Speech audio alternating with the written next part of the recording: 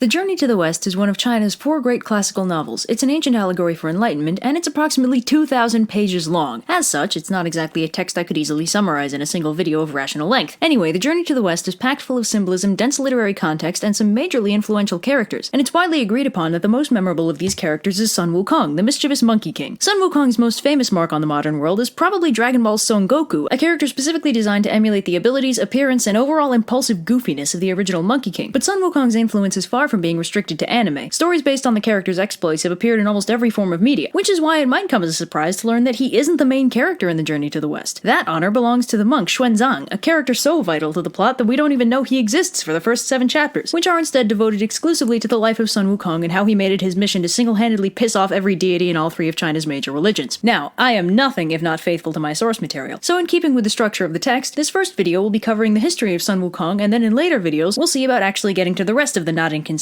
length of this text. So our story begins on Flower Fruit Mountain, an island paradise full of dragons, magic birds, immortal peach trees, and one really big rock. Allow me to direct your attention to this rock, as it is about to perform a magic trick. Ta-da! The rock splits in half, revealing another rock! But this rock is special. It's actually a rock egg, no not that one, and it appears to have inherited the magic prowess of its daddy rock, as it scarcely existed for more than a minute before it abruptly transforms into a stone monkey. Now, this monkey may have spontaneously generated barely 3 seconds prior, but he already knows his manners, so he bows to the 4 cardinal directions, and in the process inadvertently activates his laser eyes, which cause quite a disturbance when they shoot all the way into the palace of the Jade Emperor, the head honcho of heaven himself. So the stone monkey hangs out with a friendly population of not stone monkeys who one day decide to follow their favorite river up to its source, whereupon they find that it comes, unsurprisingly, from a big fancy waterfall. So all the monkeys are like, oh man, if only one of us were impulsive enough to jump into the waterfall and see what happens, we'd make him the Monkey King! And the stone monkey is like, did somebody say impulsive? And dives in. So on the other side of the waterfall, he finds a gorgeous cavern decked out with an iron bridge and an enormous stone mansion, fully furnished with all the necessities of life. The monkeys are understandably impressed, and they all pile in to live in this newly discovered cavernous paradise, and for his achievement, the stone monkey is now officially crowned the Monkey King. So the monkey population of Flower Fruit Mountain live in peace and security for several hundred years, but one day Monkey King has an existential crisis, pulls a Gilgamesh, and goes on a quest for immortality. 9 years and 2 continents later, he finally finds an immortal Taoist sage who lives on top of the mountain of heart and mind in the cave of the slanting moon and 3 stars. Man, these names are a mouthful. So the immortal sage Subodhi takes on the Monkey King as one of his disciples, and he gives him a new name, derived from a large number of increasingly complex character traits, and long story short, his name is now Sun Wukong. So after a 7-year training montage, Subodhi finally teaches Sun Wukong a way to become immortal, which Wukong starts practicing. Another 3 years go by, and Sun Wukong is feeling pretty good about life. He's practicing the Tao, he's functionally immortal, and life is good. But Subodhi warns him that he's not out of the woods yet. Turns out, the court of heaven doesn't actually approve of this method of immortality, and will send down 3 calamities in an effort to kill him, one every 500 years. First, they'll strike him with lightning, then later, if that didn't work, they'll set him on fire. And finally, if neither of those do the trick, they'll straight up disintegrate him. This understandably wigs out Sun Wukong, but Subodhi offers to teach him the art of the earthly multitude, which will let him transform into 72 different things. With this, the 3 calamities won't be able to touch him. He also teaches Wukong how to fly, just because. But, unsurprisingly, giving awesome cosmic powers to a suicidally impulsive magical monkey leads to some wacky hijinks, and Master Subodhi has to kick him out so he won't accidentally reveal his secret teachings. So Sun Wukong, now immortal, 20 years older and hypothetically wiser, at last returns to the Water Curtain Cave on Flower Fruit Mountain, and he returns just in time since the monkey population has been being harassed by a monster known only as the Monstrous King of Havoc, who's been intermittently stopping by and kidnapping them to use as servants. So Wukong goes and challenges the monster to a duel and proceeds to absolutely kick his ass with his newfound Taoist superpowers, and then he rescues the captive monkeys and flies them all back home. So all is well on Flower Fruit Mountain, but Wukong decides that his monkey kingdom should probably have a monkey army so stuff like the kidnapping thing doesn't happen anymore. On that note, Wukong also takes a trip down to the Dragon Palace in the Eastern Ocean to see if the Dragon King has a weapon befitting his strength that he could borrow. Long story short, after dismissing every superpowered weapon the Dragon King offers him, Wukong ends up taking an obscenely heavy magic size-changing iron pillar out of the palace treasury and using it as a staff. So Wukong's very happy with his new weapon and asks the Dragon King for some fancy new duds to go with his fancy new stick thing. And by now, the Dragon King is so terrified of this super powerful monkey that he gathers all of his dragon brothers and together they assemble a fancy outfit for Wukong just to get him out of their house. When he returns to Flower Fruit Mountain to show his mates his gear, he gets so hyped up that he briefly turns into a huge demonic caricature of himself, which terrifies the local demon population so much that demon kings show up at his front door to form an alliance with him. So life is going pretty well for the Monkey King, until one day, while taking a nap, he's abruptly kidnapped by 2 emissaries of Yama, the King of Hell, who carry him off to the underworld. Wukong is understandably pissed, seeing as this is technically death and violates the whole immortality deal, and he starts bashing his way into the Palace of Darkness to lodge a complaint with the 10 Kings. So the 10 Kings are like, whoa, there must have been some kind of mistake. I mean, there must be a bunch of dudes named Sun Wukong, right? And Wukong is like, yeah, right. Show me where that's written down. So they sort through all the ledgers of the dead until they find the one about him, and he scribbles out his name, along with the names of as many monkeys as he can find, thus freeing them from the jurisdiction of the underworld gods. Satisfied, Wukong bashes his way back out of the underworld, then wakes up and and tells all the monkeys the good news. But all is not well in the Kingdom of Heaven, as the Jade Emperor finds himself inundated with complaints about this Monkey King who keeps causing trouble. So at first the Jade Emperor wants to have him arrested for his shenanigans, but the Spirit of Venus suggests instead that they offer the Monkey King a position in the bureaucracy of heaven, whereupon they'd be able to better control his actions and easily discipline him if need be. The Jade Emperor gives the thumbs up and they send down the Gold Star of Venus to deliver the offer to Wukong, who eagerly accepts. So the Gold Star takes him up to heaven and takes him to meet the Jade Emperor, who appoints him the position of Pima Wen, which makes him the head of the Imperial Stables. So Wukong thinks that's pretty sweet, and he's fairly chill with the whole situation until he thinks to ask what exactly his rank is, whereupon he is informed that Pima Wen is actually the lowest possible position in the entire bureaucracy of heaven. Wukong, being a bit of a diva at this point, is understandably pissed, and once again bashes his way out of heaven and returns to Flower Fruit Mountain to sulk. So Wukong decides to make himself feel better by calling himself the Great Sage equal to heaven, and meanwhile the Jade Emperor learns of his temper tantrum and sends down several celestial soldiers to capture him. The first among these is the Mighty Spirit God, who challenges Wukong to a duel. Wukong's like, dude, just tell your boss I want a better title. And the Mighty Spirit God is like, Why don't you tell him yourself? In hell! And gets utterly destroyed for his troubles. So then Prince Nada confronts Wukong, who's like, what are you, 12? Look, kid, just tell your boss I want to be called Great Sage equal to heaven, alright? And Nada's like, I'll show you who's 12! And transforms into a big scary monster with a butt ton of weapons. Wukong is, of course, unimpressed, and matches the transformation with one of his own. They fight for a while until Wukong gets the drop on Nada with a duplicate and smacks him with his stick thingy. So they tell the Jade Emperor what happened, and the Emperor is all like, How dare he resist arrest? Clearly we must execute him! but the Gold Star of Venus, apparently the only voice of reason in the entire heavenly bureaucracy, suggests that rather than risk their entire army on one super powerful immortal monkey, they just give Wukong what he wants, an empty title. So they do, and a department is set up in heaven for him to lounge around in and not cause trouble. Unsurprisingly, Wukong is completely down for spending his days languishing in heaven, being waited on hand and foot by celestial spirits determined not to give him a reason to go on a rampage. But one of the resident Taoist immortals suggests that Wukong might end up getting bored, which carries with it the terrifying possibility of the great Sun Wukong rampaging through heaven looking for entertainment. So the Jade Emperor assigns a relatively harmless but time-consuming duty to Wukong, tending the Garden of Peaches of Immortality. Wukong's super down for that, but quickly finds that having to maintain a garden full of delicious immortality-granting peaches without eating any of them is impossible for his poor impulsive brain to handle. So, if you've been taking notes, this means he's now double immortal. But this comes back to bite him on the butt when the time comes for the Queen Mother of Heaven to hold her annual Peach Festival, and her 7 color-coded immortal maidens enter the grove only to find that it is notably lacking in peaches. They inadvertently wake Wukong up, who decides that he wants to go to the festival too. So Wukong paralyzes the maidens, impersonates a local immortal who was invited, then scoots on into the banquet hall. See, stuff like this, it's why you weren't invited in the first place. So when he arrives, he's immediately distracted by the smell of wine and proceeds to make off with the entire supply of heavenly booze, which also makes you immortal. So Wukong, now triply immortal and thoroughly drunk, inadvertently stumbles into Lao Tzu's little slice of heaven while searching for a place to sleep it off. And if you want to know who this Lao Tzu person is,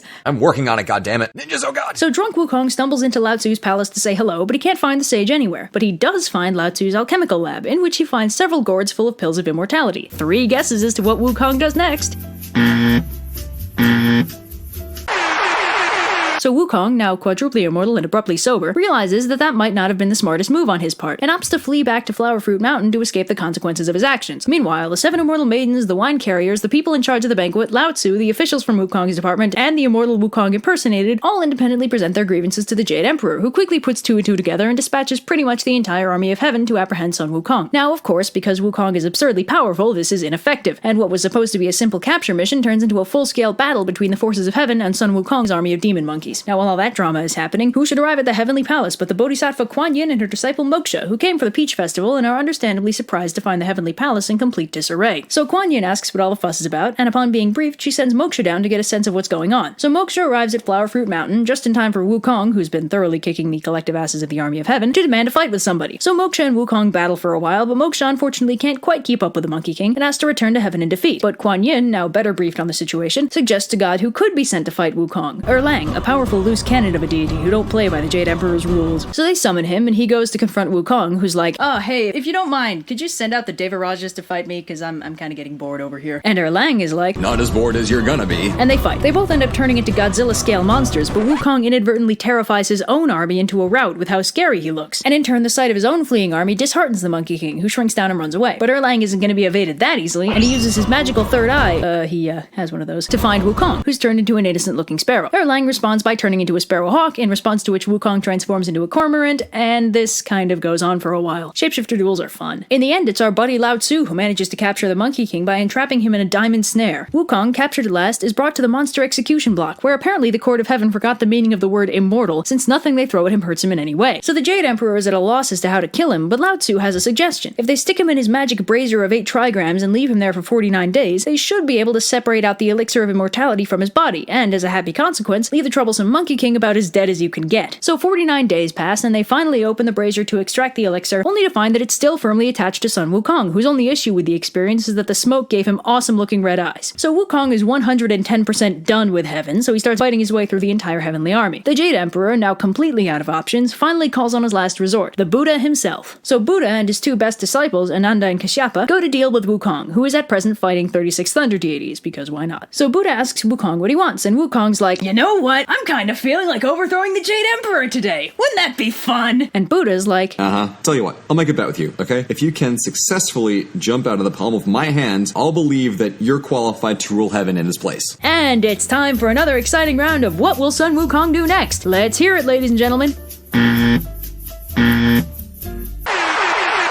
Unsurprisingly, Sun Wukong takes that bet and blasts off from Buddha's hand until he reaches the very edge of the universe itself, where he finds 5 pillars supporting the sky. Wukong decides to leave a memento of himself there, graffitiing one of the pillars, and then, for good measure, peeing on it. I mean, he is a monkey. So Wukong backflips all the way back to Buddha's palm like, "Shows what you know, old man! I made it all the way to the pillars of the universe!" And the Buddha's like, Is that so? Well, I have a little plot twist for you. See, one of the perks of enlightenment is that I'm one with everything, and as it turns out, that's not just hyperbole. Sure enough, written on one of Buddha's fingers is Wukong's graffiti, along with the faintest whiff of monkey pee. Turns out the whole universe is the palm of Buddha's hand. Whoa. So Wukong freaks out and tries to skedaddle, but the Buddha uses more of his Buddha magic to trap him under a mountain, which is also his hand. It's complicated. Which Wukong would ordinarily be able to escape stupidly easily, but then they stick a magic seal on top of the mountain and that's that. And it is here, under this beautiful and scenic locale, that Sun Wukong spends the next 500 years.